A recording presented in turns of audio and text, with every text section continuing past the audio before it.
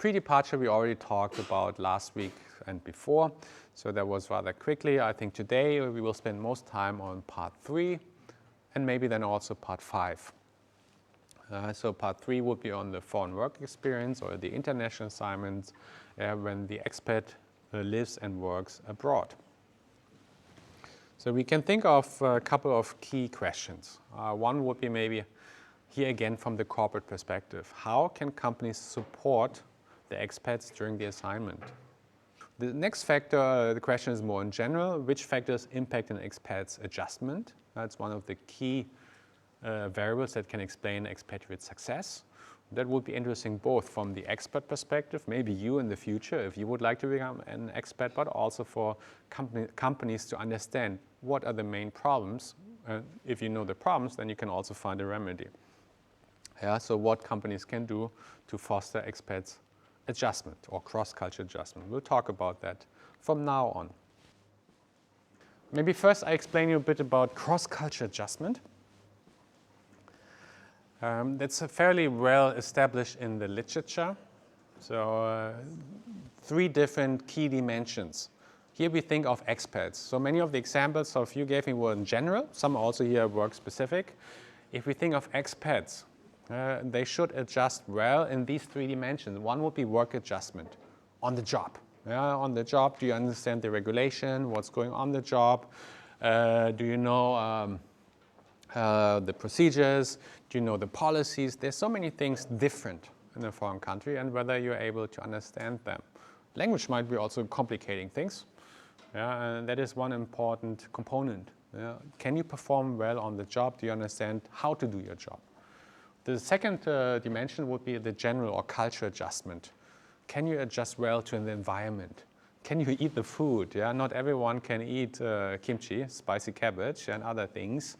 Yeah? Or how to get simple things done, going to a hospital, going this and that, surviving in a foreign country as a foreigner. And then the third one would be interaction adjustment, how well you can adapt to social interactions with locals, with host country nationals. And because also if you work abroad, very often some people live in some kind of a bubble. I know for exchange students, we have Erasmus bubble. So you stay in a dormitory, everyone is Erasmus student. It's a lot of fun, you go to parties, but you don't interact much with locals. That's not ideal. If you stay longer, it would be also important to establish connections, interactions with locals, because then you can learn more about the local culture. Yeah, but of course, also these international cosmopolitan bubbles can be very helpful, because you can support each other, discuss things. Yeah, but in the long run, also interactions with locals are important, particularly if you work. Yeah, and because in the work context, you may have a few foreign colleagues, but still there will be many locals, supplier, buyers, at your workplace and so forth. So it's important also to understand and be able to interact with locals without too much friction. Okay, so we talked about what is helpful, and you gave some very good ideas, and what causes satisfaction and dissatisfaction. There have been many, many studies conducted, lots of research to understand what are the factors that determine adjustment, cross-culture adjustment, these 3 dimensions. And the studies have found that these factors influence then important outcome variables. And that's what they found. They found different factors that all contribute to increased expat adjustment and then also to better performance of the expat and then also better satisfaction and also withdrawal, meaning turnover of expats. And they organize into anticipatory factors such as previous experience and language ability. So the idea is if you have lived abroad, you've worked abroad, particularly in a specific country, then you can adjust better. So meaning you're now an exchange student in Germany, you go back maybe to your home country, and 3 years later you come back to Germany, and then you can more easily adjust and socialize here in Germany. If you speak the language, even better. And then we have some individual factors, self-efficacy, some kinds of the spirit, yes, I can. This spirit is really helpful in a foreign country, because if you just lay back and wait, not much will happen, particularly not in Germany. And this I hear a lot from expats or inpats in Germany. Germans are helpful if you ask them. If you don't ask them, they don't help you. Otherwise, you would ask. Yeah? It's also in America. If you ask, yeah, people will help you, particularly their colleagues. If you don't ask, no. Nothing will happen. So it's really important to go out and can do and go out and really approach people, which relates to the next factor, relational skills. Building relationships, also maintaining. Because when you relocate to a foreign country, at the beginning you know maybe no one or maybe only few. You need to build relationships. You need to be outgoing, have this can-do spirit, and then trying to develop relationships. That's important and helps to better adjust in all these facets. Then also we can think of various job factors. Job factors such as all relate to the job. So the idea very often is when you go abroad, very often your job will become much more complex. Maybe you're in finance. You only do some simple analysis, environmental scanning or whatever, very simple task. If you go abroad, you work maybe in the finance department or maybe even a higher position, suddenly you have so many more things to do. Maybe you're suddenly a manager, you have leadership roles, you have supervised people, and you do many other things. So I know it from a good friend of mine. He used to be a middle manager at a German chemical company. Also finance, accounting department, very small. In Korea, suddenly, he was CFO. Under him, 1,000 people. And he was doing almost everything, including, we have to order new desks, we have to rent a new building, and many things he's never done before. And why should I do it? Because you're CFO, you're one of the top manager of the foreign subsidiary, you're in charge of so many things. So that means the role is not clear. Also many new tasks, novel tasks, he was not doing before, and also discretion. So what do I have to do? What should I do? And why do they all ask me to do these things? This can be very complex, and people need to be able to manage that. That's also why before training, that's also important, job-specific or strategic aspects to give some ideas, some directions. And what can also happen, role conflict. If you're an expat in a foreign country, you're the representative of the headquarter. But every day you're dealing with locals, host country nationals in your foreign subsidiary, and they ask you, hey, I want this, I want that. And sometimes these forces are competing. Very common problem is headquarters says we need to reduce cost. And reducing cost means laying off people, cutting salaries, or finding some ways. But of course, if you talk to the locals, hey, we need to get rid of you, we need to get rid of this and that. Not easy. They want the opposite. They want pay raise, better building, new this and that. So you have opposing forces, and an expat, you are sandwiched in between. And you have to find some ways how to appease both parties. It can be challenging. And that can all lead then to poor adjustment and then poor performance if expats are not able to deal with these issues. Then we'll talk more about organizational factors in a moment. So there's also what organizations can do to support expats. And then we have other non-work factors. As we talked already quite a bit before, but also now assuming in the case of German or American companies, typically the family will accompany the expat most of the time. That is a factor, and if a spouse not happy, that is not really good for the expat, or spouse is happy, that can be also beneficial for the expat. Imagine the spouse is really inviting all the other expats and the expat community. It's a very tight community. Also, cultural novelty can be a factor, so meaning if the culture is very different. I think some of you mentioned, it's so different. It can be very challenging. And maybe some say the more different, the more difficult. That's maybe partly correct. At the same time, also we talked about before, if it's very different, people already have the expectation it's different. And then expats, they can also behave non-conform, meaning they don't need to comply with local norms because they're not expected to act like a local. It's very common. And then it's also could be easier. So I presented you many of these factors that all contribute to adjustment and success of expats. This study also here by some colleagues, they identified the factor that had the strongest effect on expat adjustment and success. Among all these factors, which factors do you think have the strongest impact. So the most important one, two, three, and I lift the secret, spouse adjustment, family. Yeah, and that was the strongest factor. And some even laugh about this. Yeah, but yeah, as simple as it sounds, yeah, family, and particularly the partner, is extremely important. Okay, so we can set this aside. Maybe we'll talk about family and other aspects, and particular organizational aspects in a moment. Thinking of the expat development over time in a foreign country. So what is very common? If expats stay for longer. If an expat or you for holiday, you stay just 1 week in a foreign country, you go to Paris for shopping, eating croissant and having a great time, visiting museums, it's all great. It's all exciting and super.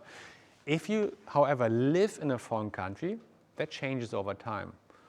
So maybe at the beginning, that's also why I call it like tourist or honeymoon stage. It's all new and exciting. Wow, cool, great, yeah. And so also the perceptions of expats and so forth. But over time, yeah, and timeline now here is just time. There's no exact days or weeks because it varies. It varies by case, yeah. But very often, so let's say after 2 weeks, after 3 months, you realize, oh yeah, not everything is great. Yeah? And after eating, I don't know, 20 croissants, you can't eat them anymore. Yeah, you get kind of sick and you see many of the negative aspects. Think of Paris. Oh yeah, the metro not very clean, in summer not very nice smell. Yeah, and you see many negative aspects. And most often, that's typically called the culture shock. From honeymoon, everything is great, everything is terrible. And many people fall into some kind of hole or some kind of depression, dissatisfaction. And this can, again, take some time, 1 month, in some cases even 1 year or longer. But sometimes there's some kind of adjustment where they realize, oh, these are the good sides and bad sides and so forth. Yeah, and then they somehow adjust, get used to the environment, find their way. Yeah, how to deal with all these things, yeah, to overcome these kind of cultural shocks. And then they can perform well. And then eventually they can master, they know. They really have found their way how to do this. Sometimes this can be high or low, depends to quite some extent. But until expats really reach this mastery stage, very often it takes a year or longer. That also means very often for an expat assignment, it can be 3 years, 5 years. The first year, expat is not performing very well because it needs to adjust to these different stages.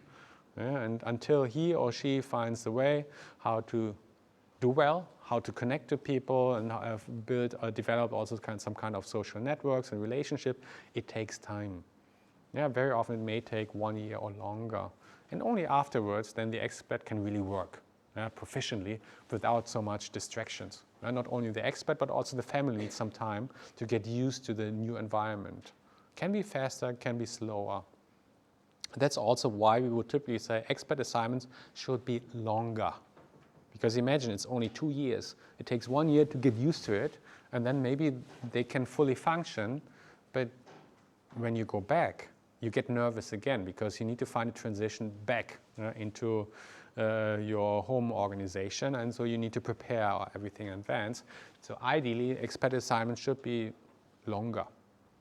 4 years, 5 years, because then you have 2 or 3 years where you can fully concentrate on your job, you know what to do, how to do it, and then you can prepare for your return. So let's talk about some of the activities, what can be done to facilitate adjustment. We have some more direct or some indirect activities. And so what would be very important here from headquarters, and we talked about also role discretion, role conflict and so forth. Yeah, it would be important then also to maintain very good connections with headquarters. And ongoing, there would be consultation, maybe with a mentor in the headquarters, could be formal or informal one, and then regular communication. Very often that for expats, it means also that during summer breaks, they would go maybe back to headquarters. That's also an interesting story about German expats. Germany has very long holidays. There are very few countries that can match German holidays. Yeah, in Europe there might be a few, but if you think of South America, Asia, no. Yeah, they might have 10 or whatever days holidays. So what I know of some German companies, what they do is they send the expat during the summer back to the German headquarters, and maybe it's a 4-week assignment. 1 week they visit the headquarters, and 3 weeks they just have holidays. So they can still have some holidays. Otherwise, some German managers get really upset. Particularly here, they may strike some benefit negotiations so that they can still enjoy German work-life balance, not to the full, but to some extent, even in these high-pressured countries. Then here, what we talked before, training. Yeah, training for expats and family before and also during their assignment, and that would be very helpful. Yeah, it could be also a coach, a cross-cultural coach, or also a mentor who's knowledgeable maybe of both perspectives, the expat perspective and the local perspective. Then we talked about the spouse. One problem of the spouse very often is he or she used to work in home country. In foreign country, no job. Problems with visa and problems finding a job. Language is also an issue because they don't speak local language. So it will be extremely important not only to give money to the spouse, that's some companies do, they just pay the spouse the salary for doing nothing, which you may think, oh cool, I get full salary, do nothing, but if you do this for 4 or 5 years, you get really bored. So that would be important then also to find some jobs. And that companies can do, or I know of some companies, I remember when I worked in Shanghai, they had a spouse exchange program, they called it. So one big German company and the other big German company, senior manager here, senior manager, and the spouse from this manager worked for the other company, and this spouse worked for the other company in some mid-level or whatever support role. I think this, from a compliance perspective, not a good idea, but from a spouse support perspective, good idea. So they need to find some ways how to find jobs for spouses or support them. Then we have some indirect activities. In general, trying that expats also develop self-awareness, understanding, and expat, particular spouses, maybe get involved in communities that can really help. Also for business purpose, because building relationships outside work or in some general aspect can also help then spill over to the job itself. And before, field trips, so they can also understand what is it like and prepare for living in a foreign country. Then we also have all kinds of ongoing company support. I think key would be a mentor. A mentor also when expat is overseas would be on site. So in the foreign subsidiary, that can be a local, that can be an expat. And typically a higher level position if possible. What would be also very important, career management, because many of the expats, they are highly motivated, aspire also careers. So that they can still participate in some global leadership circles, networking events globally, and also plan for future careers. And that's something what companies forget. Expat is away and forgotten. And then, 5 years later, pop up again, what do we do with this expat? And that would be a serious problem, and quite the opposite. Continuous remaining in contact and offering opportunities to network and also career workshops, events, and so forth. Visits to the home office I already talked about before, and that's important, at least once a year, depending on business needs, maybe even more often. What we nowadays, of course, have virtual work, so in constant contact, video conferencing, and visits are not always necessary, but still, even then, it would be good to have at least maybe one visit per year. Or it could also be the opposite approach. Executives, senior managers, they would visit the foreign subsidiaries from time to time, and that top management can somehow share that workload, meaning that maybe CFO will travel a couple of subsidiaries, then another top manager will travel another subsidiaries, and then they rotate. But at least also regular visits from the top management in the different major foreign subsidiaries.